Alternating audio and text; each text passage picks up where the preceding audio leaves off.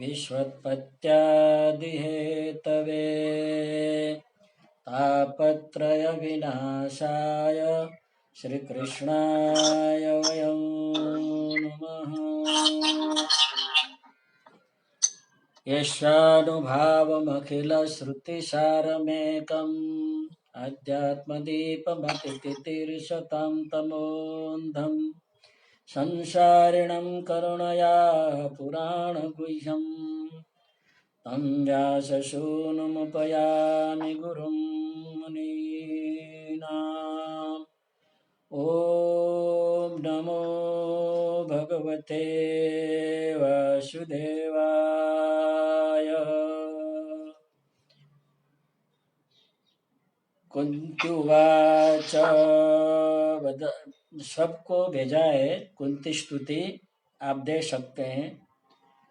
कुंती उवाच नमस्ये पुरुषं त्वाद्यम् ईश्वरं प्रकृते परम् अलक्ष्यं सर्वभूतानां अन्तर्बहिरवस्थिताम् मायाजवनिकाच्छन्नम् अज्ञातोऽक्षजमव्ययम् न लक्ष्यसे मूढदृशा नटो नाट्यधरो यथा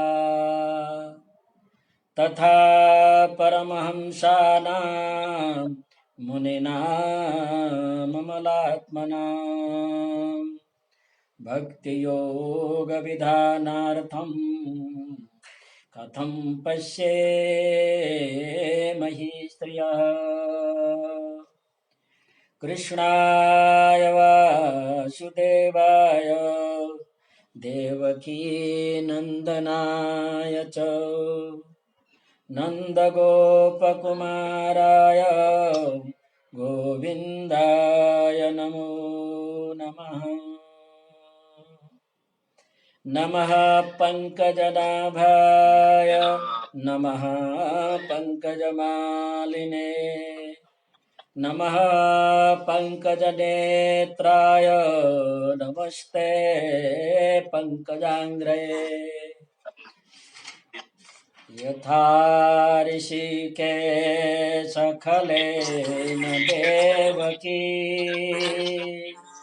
अंशेन रुद्धाति चिरं सुचार्पिता विमोचिताहं च सहात्मजा विभो त्वयैव नाथेन मुहुर्विपद्गणा।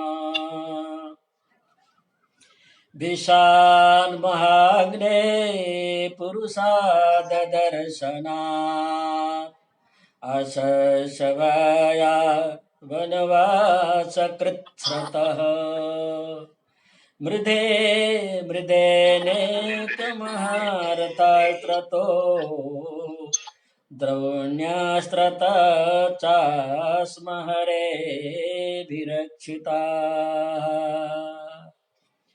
विपदः सन्तु नः शश्व तत्र तत्र जगद्गुरो भवतो दर्शनो यस्यात् अपुनर्भवदर्शनम् जन्मैश्वर्यश्रुतश्रेभिः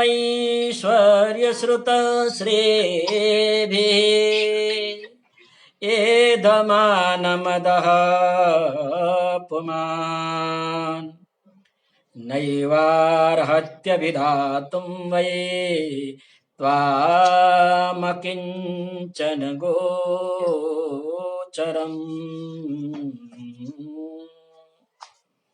त्वामकिञ्चन गोचरम्।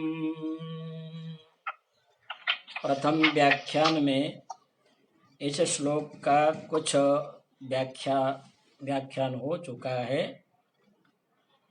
उसमें कहा था जो जन्म है उत्तम कुल में जन्म हुआ है उसके अभिमान से ऐश्वर्य धन संपत्ति वैभव प्राप्त हुआ है। उसके अभिमान से श्रुतम माने विद्या पढ़ ली है, डिग्री प्राप्त कर लिया है। उसके अभिमान से श्री भी ही धन संपत्ति यश कीर्ति स्थान सत्ता प्राप्त हो गई है। उसके अभिमान से एधमानमदा बड़ा घमंड बढ़ गया हो, ऐसा पुमान पुरुष मनुष्य त्वाम माने कुंती कहती है आपको अभिधा तुम आपके नामोच्चारण करने में नैव अर्हति योग्य नहीं बनता। नाम अभिमानी पुरुष भगवान का नामोच्चारण कर भी नहीं सकता। इतना व्याख्यान हो गया था। आगे कहते हैं क्यों त्वाम अगे अकिंचन गोचरः, क्यों नहीं कर सकता? कहते हैं आप तो अकिंचन के गोचर है। अकिंचन का अर्थ है नास्ति किंचित, यस्य सः अकिंचनः, जिसके पास कुछ भी नहीं हो, ऐसे भक्त को अकिंचन कहते हैं। अथवा अपने पास होते हुए ही अपना नहीं मानता हो। परमात्मा का जो कुछ है, आकार वासुदेव का परमात्मा का है, मेरा कुछ भी नहीं है, ऐसा मानने वाला भक्त भी ईशावास्यमिदं सर्वं यद किंचित जगत्याम जगत तेन त्यक्तेन भुंजीथा मागृत कश्चित् धनम, ये सब कुछ धन है परमात्मा का है, मेरा कुछ भी नहीं है, ऐसा मानने वाला को अकिंचन कहते हैं। ऐसे अकिंचन के गोचर हो, गो माने इंद्रिय, मन बुद्धि चित्त उनका विषय है। अकिंचन के मन से उनको संकल्प करके उनको जान सकते हैं, बुद्धि से जान सकते हैं, वाणी से उनका कीर्तन कर सकते हैं, उनका गोचर माने चर माने विषय है।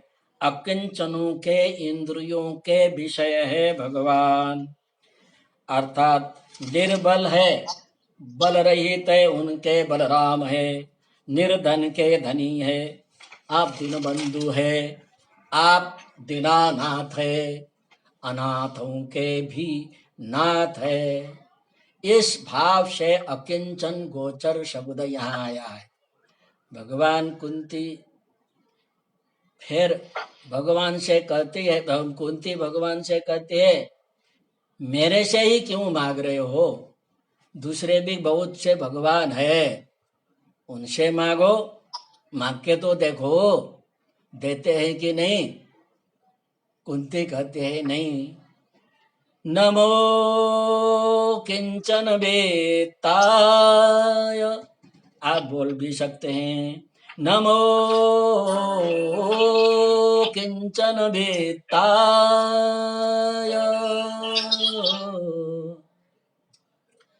निवृत्त गुणवृत्तये, निवृत्त गुणवृत्तये नमो किंचन वित्ताय निवृत्त गुणवृत्तये आत्मरामाय शांता, आत्मरामाय शांताय कैवल्यपतये नमः, कैवल्यपतये नमः। नमो अकिंचन वित्ताय, अकिंचन की व्याख्या हो चुकी है, नास्ति किंचित अन्यत भगवंतम भवंतम विहाय। कुंती कहती है भगवान आम को छोड़ करके मेरे लिए दूसरा कोई भी नहीं है, आप कहते हैं दूसरे को पूछो, दूसरे से वरदान मांगो। कुंती कहते आपके सिवाय मेरा कोई भी नहीं है, सर्वस्व सर्वाधार आप ही है। अकिंचन वित्ताय नमः, अकिंचन वित्ताय, त्या अवग्रह करके देखना। नमः अकिंचन वित्ताय, अकिंचनैः, मेरा कुछ नहीं है ऐसे मानने वाले, अनन्य भक्तैः, अनन्य भक्ति द्वारा, वित्तः ज्ञात। यहाँ वित्त शब्द है ना, वित्त शब्द 3 धातु से बना हुआ है, 3 धातु से। विद धातु है, उससे ज्ञान अर्थ में कृदंत में कर्ता में त प्रत्यय हुआ। वित्त माने अकिंचन द्वारा जिसका ज्ञान कर सकते हैं। दूसरा अर्थ है विद धातु का लाभ, लाभ माने प्राप्त, अकिंचन ही आपको प्राप्त कर सकते हैं। तो अकिंचन ही आपको स्वरूप का ज्ञान कर सकते हैं, आपको प्राप्त कर सकते हैं। इसलिए आप अकिंचन वित्त है। ऐसे अकिंचन वित्त को या नमः के योग में चतुर्थी विभक्ति वित्ताय, अकिंचन वित्ताय। अकिंचन के द्वारा आपको इसका स्वरूप को जान सकते हैं और अकिंचन ही आपको प्राप्त कर सकते हैं। ऐसे आपको नमस्कार। तो फिर दूसरा अर्थ या अकिंचन का टीकाकार ने कहा है, अकिंचना भक्ता तेव वित्तम।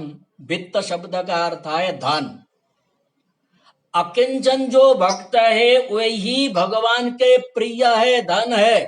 अकिंचन धन भगवान के लिए सर्वस्व अकिंचन भक्त ही है, निष्काम भक्त ही भगवान के प्रिय है। ऐसे अकिंचन वित्त, अकिंचन वित्त भगवान। अर्थ समझ लिया। अकिंचन माने जो भक्त है वही उसके वित्त माने धन, सर्वस्व जिनके है, ऐसे भगवान अकिंचन वित्त को नमः नमस्कार। आपने कहते हैं गीता में अनिकेत स्थिरमति ही, अनिकेत स्थिरमति ही भक्तिमान में प्रियो नरहा। अनिकेत माने जिसका घर भी नहीं है, कुछ भी नहीं है और स्थिर मति वाला है, वो भक्तिमान भक्ति वाला मेरा प्रिय है। कुछ भी न हो तो भी जिनकी बुद्धि स्थिर है, हमारे पास कुछ नहीं होता बुद्धि चंचल हो जाते, चिंता में पड़ जाते हैं, पर वो भक्त होता है। कुछ ना होते भी भगवान तो है मेरे पास, भगवान जो भी करेंगे, बराबर। ऐसा भगवान के भरोसे में रहने वाले हैं, वो मेरा प्रिय है। ऐसे अकिंचन भक्त को प्रिय मानने वाले भगवान अकिंचन वित्त है, उनको नमस्कार। नमो अकिंचन वित्ताय। दूसरा शब्द दिया है निवृत्त गुणवृत्तये।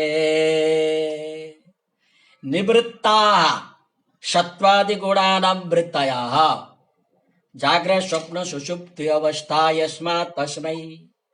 सत्व रज तम के प्रकृति के गुण है, उनके जागृत स्वप्न सुषुप्ति तीन अवस्थाएं होती है। ऐसे अवस्था में आप निवृत्त हो, आपके जो गुण की वृत्ति है जागृत स्वप्न सुषुप्त अवस्था आपके नहीं है, ये जीव के होते हैं, आप उनसे निवृत्त हो। अथवा निवृत्ता गुणवृत्तया, गुण के जो वृत्ति धर्म अर्थ काम, धर्म अर्थ काम में जो प्रवृत्ति और अधर्म आदि में निवृत्ति, कोई भी धर्म में प्रवृत्ति आदि निवृत्ति भी नहीं है, अवृत्ति भी प्रवृत्ति भी नहीं है। ऐसे भगवान निवृत्त गुणवृत्तये। धर्म अर्थ काम में उनकी प्रवृत्ति भी नहीं है, निवृत्ति भी नहीं है।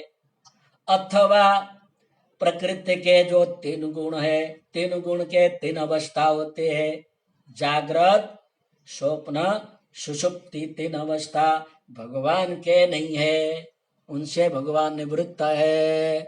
गुणवृत्त गुणवृत्त ऐसे भगवान को नमस्कार। दूसरे फेर कुंती तीसरा विशेषण देती है, आत्मरामाय नमो नमः। आत्मरामाय, आत्मनि, स्वस्मिन्, अपने अंदर ही, रमते, आनंदित होते हैं, रमते हैं, उनको आत्मराम कहते हैं। आत्मा में ही रमण करने वाले उसको नमस्कार। अथवा आत्मनाम चेतनानाम जीवानाम, आत्मराम का मैं दूसरा अर्थ कर रहा हूं। आत्मनाम माने चेतनानाम, जीवात्मा है जो आत्मा, षष्ठी विभक्ति के साथ समास करना। आत्मनाम चेतनानाम नाम जीवानाम, गो गोप गोपी रूपेण वृंदावने उत्पन्नानाम, गाय के रूप में, गोप के रूप में, गोपी के रूप में उत्पन्न हुए ऐसे आत्मा मने अपने, उनको आरामाय, आत्मा रामाय, तो आत्मा के अगर अ है उसको आ बोलता पद विच्छेद करके। आत्मना मने अपने गाय गोपा गोप गोपा गोपी उनको, आरामाय, आ लेना पद विच्छेद से, आरामाय अपने अंशरूप जीवात्मा देव जो गाय ग्वाल गोपी के रूप में ब्रज में उत्पन्न हुए हैं, उनके साथ रमण करने के लिए, उनको आश्रय देने के लिए ब्रज में नंद नंदन के रूप में अवतरण हुए परमेश्वर श्री कृष्ण, जो मेरे देह के संबंध से भतीजे भी लगते हैं, ऐसे आत्मरामाय नमः। दो अर्थ किया मैंने। आत्मनि रमते इति, आत्मा अपने आत्मा में ही रमण करने वाले। दूसरा अर्थ किया मैं, आत्मा माने स्वकीय जन, भगवान के स्वकीय जन है, गाय है, ग्वाला है, गोपी है, उनको आराम आनंद देने के लिए, आश्रय देने के लिए भगवान ने ब्रज में नंद नंदन के रूप में अवतरण होकर के रास लीला वगैरह की थी। ऐसे आत्मा आरामाय, जीवात्मा के आराम के लिए, आश्रय के लिए जन्म लेने वाले भगवान श्री कृष्ण को आत्मरामाय नमः नमस्कार करता हूं। फिर दूसरा शब्द दिया शांताय नमः। आत्माराम भी है और शांत भी है। शांताय नमः। काम क्रोध लोभ बोध मात्सर्य आदि जो विकार होते हैं उनसे जीवात्मा अशांत होता है। अशांत होने का कारण है काम क्रोध लोभ मोह मात्सर्य। अशांत लोभ होता है, लोभ करने से जो वस्तु इच्छा करता है प्राप्त नहीं होता है, अशांत हो जाता है। क्रोध आता है तो भी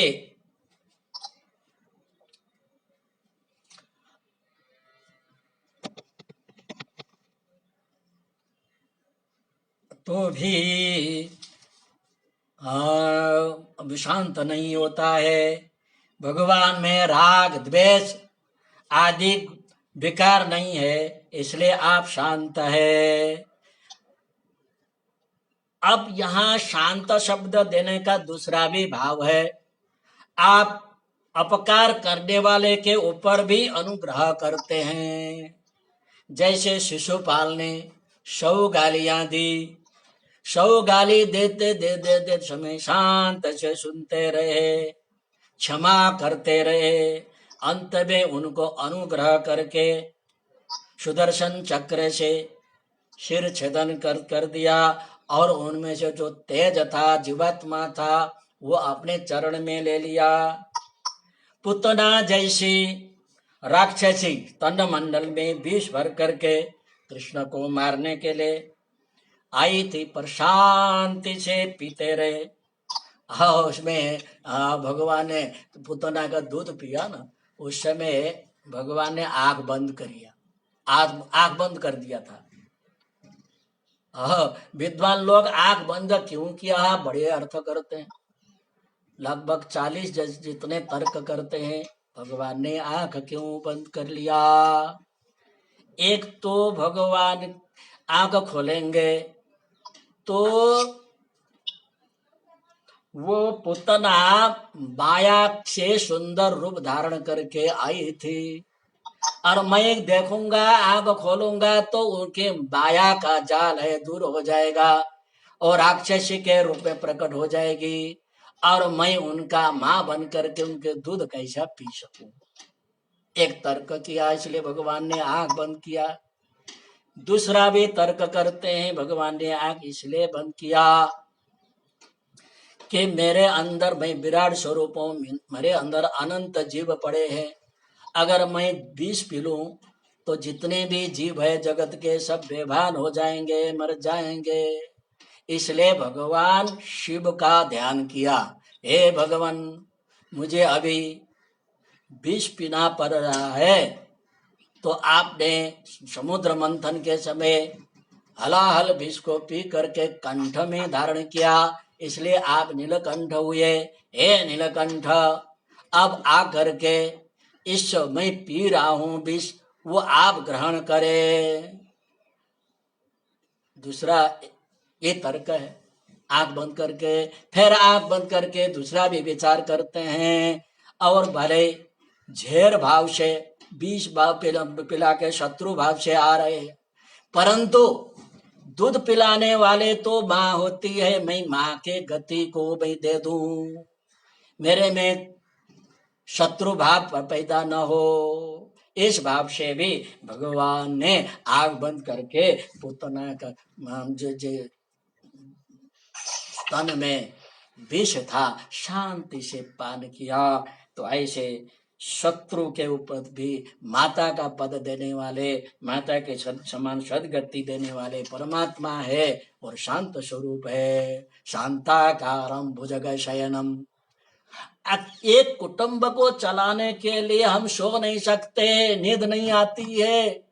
भगवान तो सारा संसार को चलाते हैं, तो भी बड़े शांत से भुजग शयनम, सर्पशैया में सोते रहते हैं। ऐसे शांत स्वरूप परमात्मा को शांताय नमः, ऐसे शांत स्वरूप आपको नमस्कार करती हूँ। कुंती आगे कहते हैं, कैवल्य पतये नमः।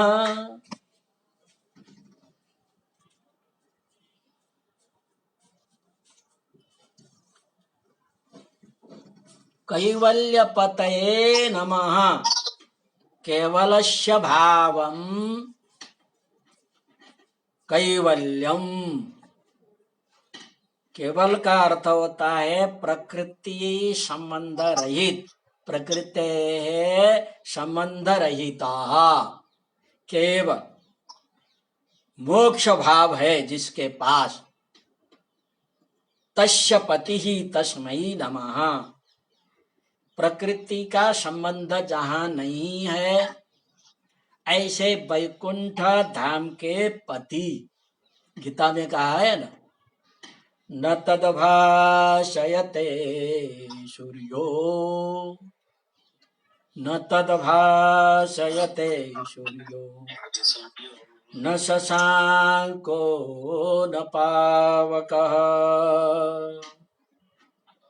न तद्भाषयते सूर्यो न शशांको न पावकः यद् गत्वा न निवर्तन्ते तद्धाम परमं मम। गीता में कहा है, न तद भाषयते सूर्य, सूर्य जहाँ प्रकाशित नहीं हो पाता, न शशांक, शशांक माने चंद्र, न पावकः, न पावक माने अग्नि, वह प्रकाशित नहीं हो पाता। यद गत्वा न निवर्तन्ते, जहाँ जाने के बाद फिर पीछे संसार में आना नहीं पड़ता। तद्धाम परमं मम, वो धाम मेरा है, वही धाम कैवल्य धाम कहते हैं। केवल धाम माने केवल प्रकृति से रहित परमात्मा का धाम, उसको उस वैकुंठ धाम के अधिपति कैवल्य पतये नमः। ऐसे कैवल्य के पति भगवान को मैं नमस्कार करती हूँ। अकिंचन के वित्त, अकिंचन के शरणागत, निवृत्त गुण वृत्तये, सत्व रज तम आदि गुण की वृत्ति जिनमें नहीं है। आत्मरामाय, आत्मा में ही रमण करने वाले, अथवा आत्मा माने जीवात्मा के गोपी गोवाल गोपी आदियों को आश्रय देने के लिए अवतार लेने वाले, शांताय, काम क्रोध लोभ मात्सर्य आदि विकार जिनमें नहीं है और कोई भेद भाव नहीं है, ऐसे परमात्मा को कैवल्य पतये वैकुंठाधिपति मोक्षदाता भगवान को नमः नमस्कार करती हूँ। इस प्रकार से नमस्कार करके आगे के श्लोक बोलती है। मन्ये त्वां कालवीशानम्, मन्ये त्वां कालवीशानम्, अनादिनिधनं विभुम्, मनादि है अनादि, अनादिनिधनं विभुम्। मन्ये त्वां, मन्ये त्वां कालवीशानम्,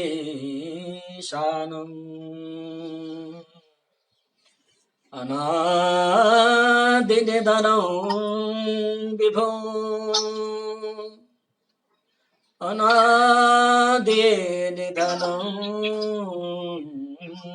विभुम्।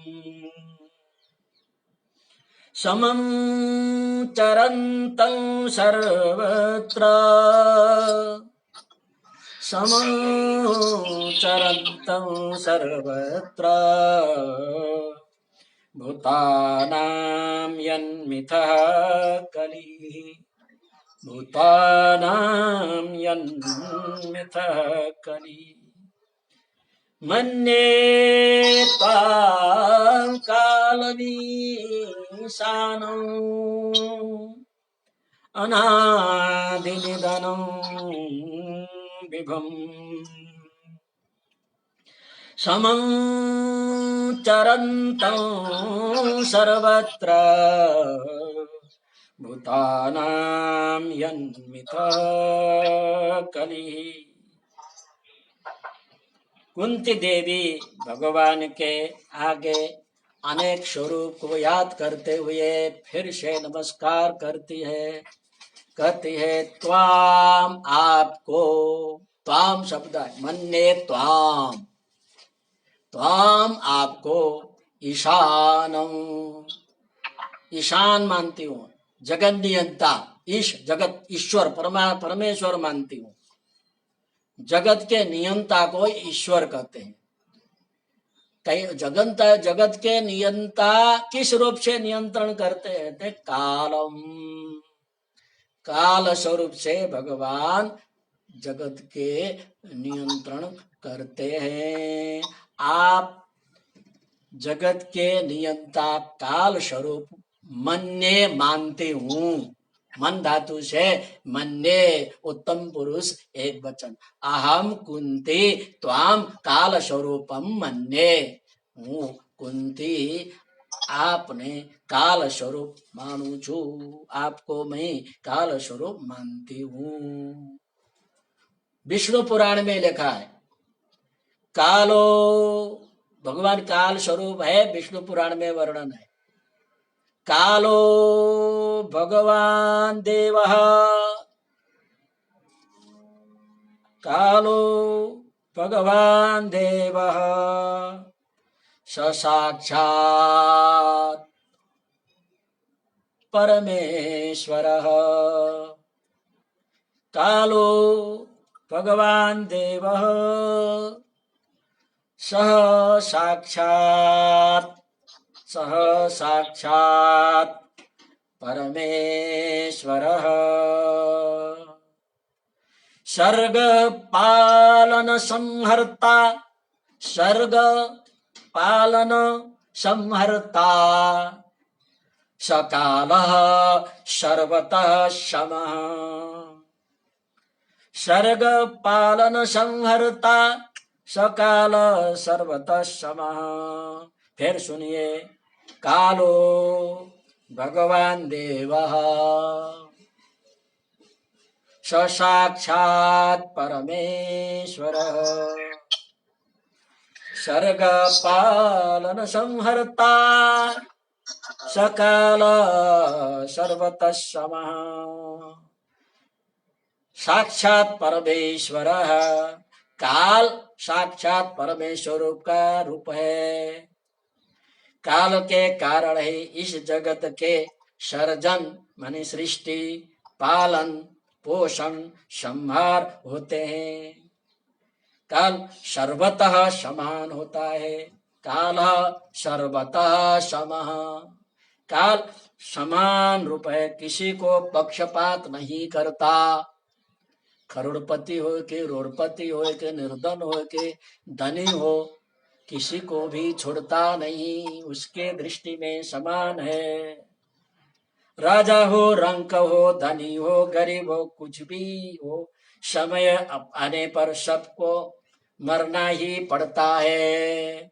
काल किसी को नहीं छोड़ता। ऐसे गणना करने वाला काल समय मैं हूँ, ऐसा विष्णु पुराण में कहा है। ठीक है, काल भगवान स्वरूप साक्षात परमेश्वर स्वरूप है।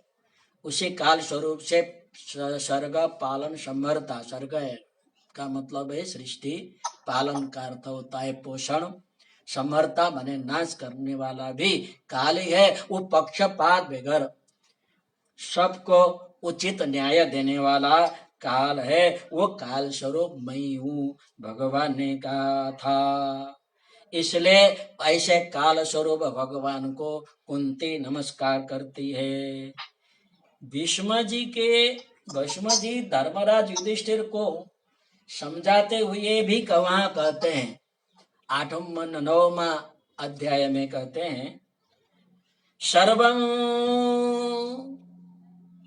सर्वं कालकृतं सर्वं कालकृतं मन्ये सर्वं कालकृतं मन्ये भवतां च यद प्रियं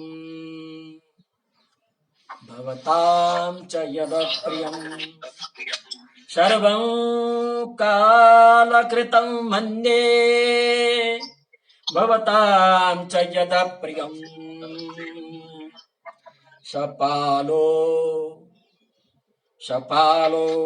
यद वशे लोको सपालो यद वशे लोको वायोरिव घनावलिः सपालो यद वशे लोको वायोरिव घनावली।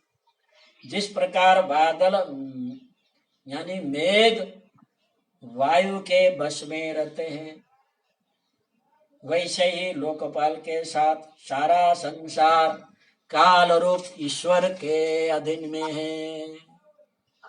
आयु आगे कहते हैं, आयुर्नाश्यति पश्यतां प्रतिदिनं आयुर्नश्यति पश्यतां प्रतिदिनं याति क्षयं यौवनम् आयुर्नश्यति पश्यतां प्रतिदिनं याति क्षयं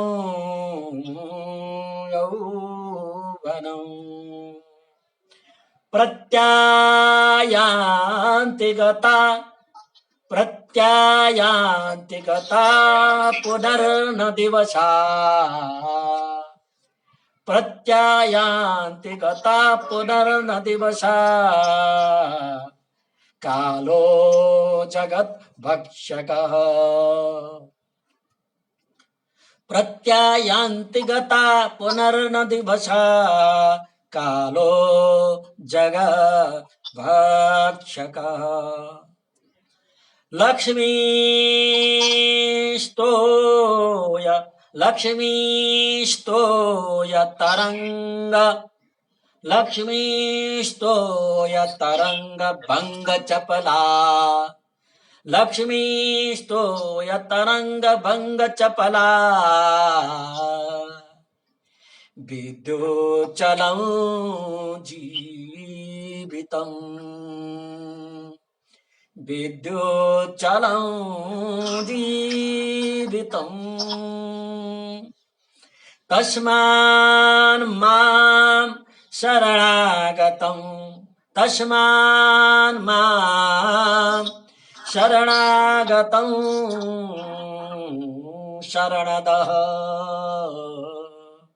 तस्मान् मां शरणागतं शरणदः त्वं रक्ष रक्षाधुना त्वं रक्ष रक्षाधुना आयुर्नश्यति पश्यतां प्रतिदिनम प्रतिदिन आयु नष्ट हो रही है हम देख रहे हैं पश्यताम देखते देखते आयु नष्ट हो रही है यौवन का क्षय हो रहा है याति क्षयं यौवन देखते देखते युवानी जा रही है युवानी जा रही है प्रत्यायान्ति गता पुनर्न दिवसा बीते हुए दिन फिर वापस नहीं आते हैं कल का दिन फिर आने वाले नहीं है कालो जगत भक्षक या काल संसार का भक्षक है पर जीवन क्या है बहुत सुंदर बात बताई है लक्ष्मी माने धन संपत्ति यहाँ लक्ष्मी का अर्थ क्या लेना धन संपत्ति लक्ष्मी तोय तरंग भंग चपला तोय माने जल लक्ष्मी जो है तोय माने जल के जल में जो तरंग होते हैं उनके जो भंग माने तरंग की मालाएं होती हैं निकलती है और बंद हो जाती है चपला चंचल है लक्ष्मी स्तोय तरंग भंग चपला लक्ष्मी जल के तरंग के समान चपल है विद्युत चलम जीवितम बिजली जैसे चमकती है और बंद हो जाती है जीवन भी ये आया ये गया पता नहीं चलता है उसमें बहुत सुंदर कवि ने कहा है नलिनी दलगत जलमिव चपलम मनुष्य का जीवन है नलिनी दल कमल के पत्ते में प्रातः काल का ओस का बूंद पड़ा होता है वो बूंद कब तक किस तरह पड़ने वाला है पता नहीं अभी भी पढ़ सकता है कुछ घंटे में भी पढ़ तो ऐसा ही जीवन है नलिनी दलगत मति चपलं जीवन अत्यंत चपल है अस्थिर है मनुष्य का जीवन क्षणभंगुर है जीवन विद्युत के समान क्षणभंगुर है इसलिए हे भगवान आप सभी को शरण देते हैं मेरे शरणागत की रक्षा कीजिए आयुर्नश्यति पश्यतां प्रतिदिनं याति क्षयं यौवनं प्रत्यायान्ति गता पुनर्न दिवसा कालो जगत भक्षकः लक्ष्मी स्तोय तरंग भंग चपला विद्युच्चलं जीवितं तस्मान् मां शरणागतं शरणद तं रक्ष रक्षाधुनः। ऐसे चंचल जीवन है, अरे आप ही हमारे जीवन की रक्षा कीजिए। कुंती देवी कहते हैं आप स्वयं काल स्वरूप हो, आप काल स्वरूप, आपको नमस्कार करते हूँ। आगे देव कहते अनादि निधनम त्वाम, आप अनादि निधन है, आपको नमस्कार करती हूँ। न विद्यते आदि न विद्यते निधनम अंतः, यानी जिसके आदि भी नहीं है अंत भी नहीं है, आद्यंत रहित।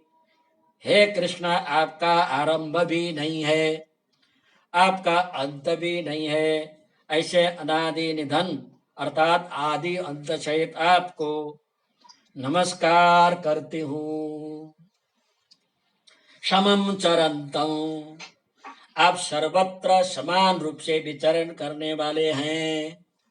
उपनिषद कहती है अणो अणियान महतो महीया, अणु प्रमाण वस्तु में अणु प्रमाण से ही आप वहां अंदर रहते हैं। महतो महिया, स्थूल वस्तु में स्थूल रूप से रहने वाले हैं, अर्थात ऊंच नीच सभी के साथ है। समम चरंतम, समान व्यवहार रखने वाले हैं। कुत्तों के चांडल के भी अंतर्यामी रूप से विद्यमान है, किसी के बाद पक्षपात आप नहीं करते। ऐसे समम चरंतम, समान रूप से वर्तमान विद्यमान आपको मैं ही नमस्कार करती हूँ। भूतानाम यन्मिथा कलिः, प्राणियों में परस्पर झगड़ा होते हैं। भूतानाम माने प्राणियों में, यन्मिथा जो परस्पर, कलिः माने झगड़ा होता है। मनुष्य के आपस में झगड़े होते रहते हैं। जैसे कौरव पांडव वैसे संबंध से भाई भाई थे, तभी झगड़े हुए, युद्ध हुआ, वीर योद्धा सब वीर गति को प्राप्त हो गए। किंतु ऐसे अवस्था में भी पक्षपात रहित होकर के समान भाव से रहे। आप तो वहां पर दुर्योधन को समझाने गए थे, पर दुर्योधन नहीं माना, युद्ध को टालने चाहते थे, टाल नहीं सकते। दुर्योधन का अहंकार, धृतराष्ट्र का पुत्र मोह, इस प्रकार अहंता ममता ही युद्ध का कारण बन गया। न चाहते हुए भी युद्ध में अर्जुन के सारथी बने। आप युद्ध नहीं चाहते थे, अगर युद्ध चाहते हो तो आप प्रतिज्ञा नहीं करते, मैं युद्ध में शस्त्र अस्त्र धारण नहीं करूंगा। भगवान ने प्रतिज्ञा की थी, अर्जुन को कहा मैं तेरे सारथी तो हूँगा, पर शस्त्र धारण नहीं करूंगा। और गीता में ये नहीं कहते अर्जुन को कि निमित्त मात्र भव सव्यसाचिन, आप निमित्त मात्र बनो, ऐसा नहीं कहा। पर युद्ध नहीं चाहते, सबको उनके लिए दृष्टि में समान रूप है, परंतु परिस्थिति ये आ गई, युद्ध करना पड़ा, क्योंकि मनुष्य में परस्पर झगड़े होते हैं। आप में भेदभाव नहीं है, झगड़े नहीं है। कुंती कहते हैं पर आप युद्ध रोकने में समर्थ तो थे ना, पर क्यों नहीं रोक सके? आप सबको प्रश्न आता है, भगवान समर्थ थे ना, दुर्योधन को समझाने की जरूरत नहीं थी, दुर्योधन के मन को बदल सकते थे। कुंती का आपका जो लीला का रहस्य है ना, समझ में नहीं आता। आपके सर्वज्ञ तो सर्व सामर्थ्य में शंका तो होती है ना, इतने समर्थ होते हैं भी आप झगड़ा करते हैं, झगड़ा कराते हैं। ऐसा लगता है आपके जो लीलाएं है ना कोई जान नहीं सकता आप क्या चाहते हैं, वो सामान्य लोग समझ नहीं सकते हैं। तो आगे वही बात करती है। आगे का श्लोक है 29वां श्लोक। न वेद कश्चित् न वेद कश्चित् भगवन् चिकीर्षितम् न वेद कश्चित् भगवन् चिकीर्षितम् तवेहमानस्य नृणां विडम्बनो तवेहमानस्य नृणां विडम्बनम् न वेद कश्चित् भगवान् चिकीर्षितम् तवेहमानस्य नृणां विडम्बनम् तवेहमानस्य नृणां विडम्बनम् न यस्य कश्चित् दयितोऽस्ति कर्हिचित् न यस्य कश्चित् दयितोऽस्ति कर्हिचित् द्वेषश्च यस्मिन् विषमा मतिर्नृणाम् द्वेषश्च यस्मिन् विषमा मतिर्नृणाम्। हे भगवान, भगवान शब्द दिया है। न वेद कश्चिद भगवन् चिकीर्षितम्, संबोधन का अर्थ है प्रथमा विभक्त हो तो भगवान होता है। यह संबोधन होने से हे भगवान। नृणां विडम्बनम् इह मानस्य तवेह मानस्य नृणां इह मानस तवे मम एकार है उसको ई बोलना तवे तब इह मानस्य नृणां अंतिम है विडम्बनम नृणां विडम्बनम इह मानस्य तव।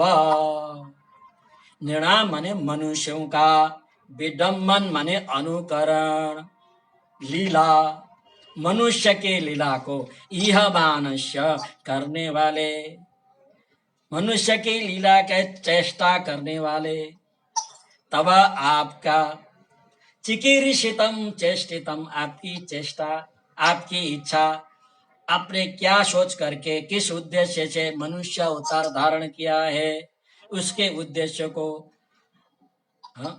अथवा आपके लीलाओं के रहस्य को। ठीक है।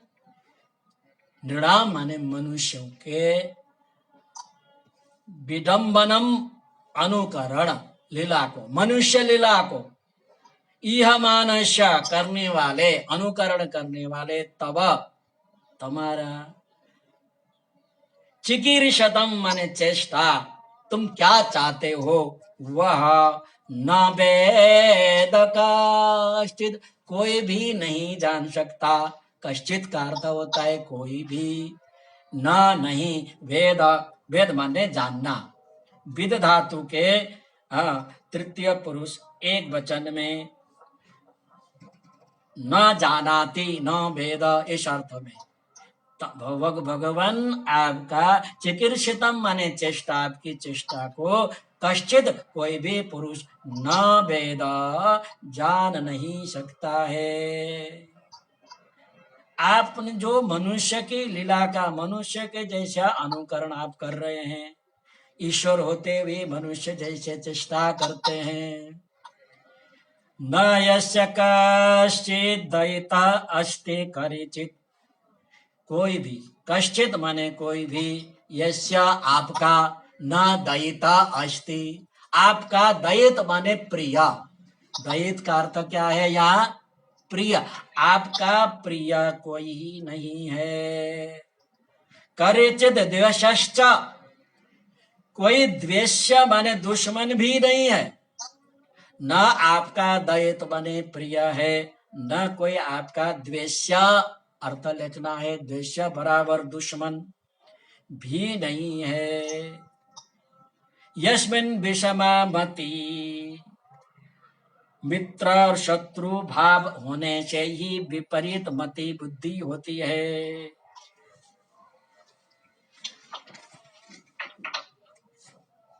यस्मिन् विषमा नृण मत्र भाव शत्रु भाव विषम बुद्धि में है, मनुष्य में भी नहीं है।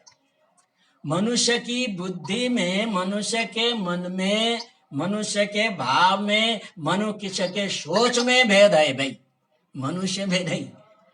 मनुष्य सोचता है, मनुष्य के बुद्धि सोचती है ये मेरा शत्रु है।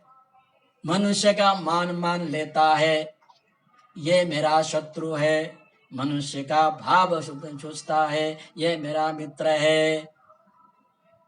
यद्यपि मनुष्य में भी शत्रु मित्र भाव नहीं होते, मनुष्य के अंदर मनुष्य के प्रति मित्र भाव होता है, शत्रु भाव भी होता है। वो भाव है, एक मान लेने की बात है। अंदर साफ सामने वाले व्यक्ति के अपने अंदर जो शत्रु भाव है अथवा मित्र भाव है, सामने वाले व्यक्ति में प्रतिबिंबित होता है, इसलिए सामने वाले को शत्रु मान लेता है। इसलिए आपने दीप जलाते समय एक मंत्र बोलते हैं, शत्रु बुद्धि विनाशाय दीप ज्योति नमस्तुते। यह शत्रु बुद्धि का नाश हो ऐसा अर्थ नहीं है। शत्रु की बुद्धि का नाश ऐसा अर्थ नहीं करना। शत्रु हो बुद्धि, शत्रु बुद्धि ऐसा षष्ठी विभक्ति समास नहीं करना। शत्रु रूपाया बुद्धि, शत्रुश्चासौ बुद्धिश्च, या कर्मधारय समास करना। शत्रु रूपी जे बुद्धि है उसका नाश हो, ये भाव है। शत्रु बुद्धि विनाशाय, क्या अर्थ किया? शत्रु के बुद्धि का विनाश अर्थ न करके शत्रु रूपा जो बुद्धि है उसका नाश हो। शत्रु भाव अज्ञान से होता है। शत्रु भाव किससे होता है? अज्ञान से होता है। उसका नाश ज्ञान से ही होता है। इसलिए दीप है वो ज्ञान का स्वरूप है। इसलिए हम दीप जलाते हुए वो अज्ञान से उत्पन्न होने वाला शत्रु भाव को दूर करना चाहते हैं। शत्रुता मित्रता व्यक्ति के भाव में है, व्यक्ति में नहीं है। इसलिए पाणिनि का सूत्र आप लोगों ने पढ़ा होगा जिगर भाई, तस्य भाव त्वत्तलौ, एक सूत्र है। तस्य भाव, उसका भाव में त्वत और तल प्रत्यय होते हैं। त्व प्रत्यय लगा तो शत्रुत्व बनता है, तल प्रत्यय लगाते तो शत्रुता। शत्रुता मित्रता ये शब्द बनते हैं, वो भाव में बनते हैं। वह भाव भी अज्ञान के कारण होता है। भगवान में समभाव है, शत्रु भाव मित्र भाव नहीं है। ऐसे शत्रु मित्र भाव रहित परमात्मा को सममन में नमस्कार करती हूँ। तो अपने अंदर भी कभी किसी को शत्रु भाव मित्र भाव नहीं करना, नहीं रखना। कोई भी शत्रु नहीं है, कोई भी मित्र नहीं है। ये शत्रु भाव मित्र भाव के कारण ही झगड़े होते हैं, झगड़े होते हैं, समस्या आती है। सब भेदभाव के कारण ही ये सब कुछ होता है। आपके भेदभाव नहीं करना। जैसे भगवान समान रूप से व्यवहार रखते हैं, ऐसे भगवान को मैं नमस्कार करती हूँ। 5 मिनट है, आगे का श्लोक देखते हैं। 30वां श्लोक। जन्म कर्म च वेश्वात्मन्, जन्म कर्म च वेश्वात्मन्, अजस्या कर्तुरात्मनः, जन्म कर्म च वेश्वात्मन्, अजस्या कर्तुरात्मनः, तिर्यङ् दृशेषु तिर्यं ऋषिषु यादःषु तदत्यन्त विडम्बनम्। तिर्यं ऋषिषु यादःषु तदत्यंत विडम्बनम्। यह विश्वात्मन संबोधन किया है। विश्वम एव आत्मा यस्य स तत्सम्बुद्धो विश्वात्मन। विश्व ही जिनका स्वरूप है। हे विश्वरूप, हे जगन्नाथ, हे जगदीश, सभी प्राणियों में आत्मा से रहने वाले हे सर्वव्यापक, इस भाव से यहाँ विश्वात्मन संबोधन किया है। अब यहाँ आगे कहते हैं आत्मनः, जो अजस्य अकर्तुरात्मनः, ત્યાં પદ વિચ્છેદ કરીએ। अजस्य अकर्तुः आत्मनः। आत्मन शब्द के षष्ठी विभक्ति है आत्मनः। आत्मा का, आत्मा कौन क्या है? अजस्य, कभी जन्म नहीं लेता। न जायते ते आजा तस्य अजस्य, कभी जन्म नहीं लेने वाला आत्मा है। वो आत्मा अकर्तु, कर्ता के रूप में भी नहीं होता। कर्ता तो प्रकृति होती है, इस बात को पहले कहा जा चुका है। आत्मनः, आत्मा का, कैसे आत्मा? अजस्य, कभी जन्म नहीं लेता। अकर्तु, कोई कर्ता नहीं होता। ऐसे आत्मा का जन्म कर्म, जन्म न लेने वाले का जन्म, अकर्ता का कर्म, ये विडम्बनम आश्चर्य है। छेल्ले सुख अत्यंत विडम्बनम, बड़े आश्चर्य। विडम्बन शब्द यहाँ आश्चर्य अर्थ में है। अकर्ता अज, परम आत्मा का जन्म होना, अज का जन्म होना, अकर्ता का कर्म करना, ये अत्यंत विडम्बनम, अत्यंत विडम्बना है, आश्चर्य है। इति विडम्बनम। तुलसीदास भी कहते हैं ना, बिनु पद चलहि,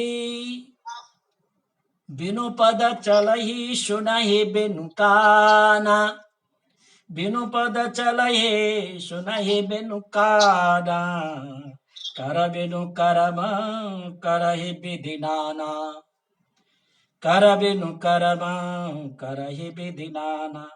आनन रहित सकल रस भोगी, आनन रहित सकल रस भोगी, बिनु बानी भक्ता बड़ जोगी। तुलसी कहते हैं पद बिन चलहि, पग नहीं है चलता है।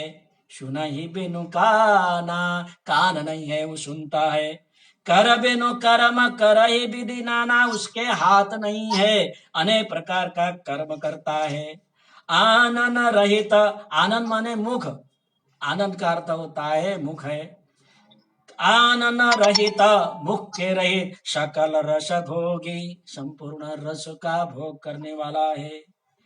बिनु बानी बक्ता बड़ जोगी, बड़ा जोगी है वो, वाणी नहीं है तो भी परम भक्ता है।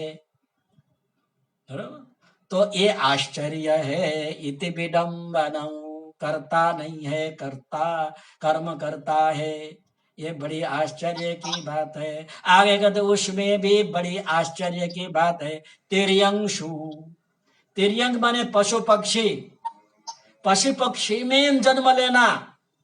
भगवान ने पशु पक्षी में जन्म लिया, नृसिंह वराह आदि रूप धारण किया, पक्षी में हंस रूप धारण किया।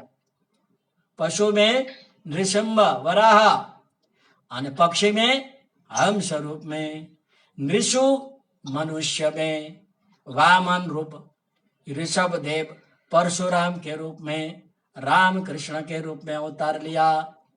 ये तो ठीक है। यादशु, यादश जल जंतु, यादश का अर्थ होता है जल जंतु। यादशु जल जंतु में मत्स्य कच्छप के रूप में अवतार लेना है। यह अत्यंत विडम्बनम, ये बड़ा आश्चर्य की बात है। अघटनीय घटना को विडम्बन कहते हैं। लिखना चाहते हो तो लिखो अघटनीय घटना विडम्बनम। जो घटती नहीं है वो घट जाती है, वो विडम्बना है।